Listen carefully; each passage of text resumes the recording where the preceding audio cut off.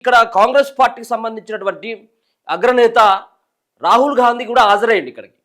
రాహుల్ గాంధీతో పాటు ప్రియాంక గాంధీ కూతురు అండ్ కుమారుడు కూడా ఇక్కడికి రావడం జరిగింది.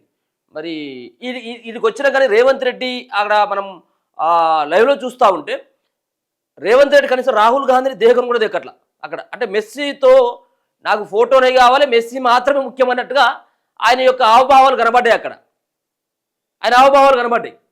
సో నిన్న వీళ్ళు ఆడుతున్నటువంటి ఆట మరి ఏది 100 కోట్లు 150 కోట్లు అని అంటుంది కదా, ఆయనే కనీసం ఒక 10 టన్నులు కూడా తనలేదు బాల్ను. ఎవరు? మెస్సీ తనలేదు.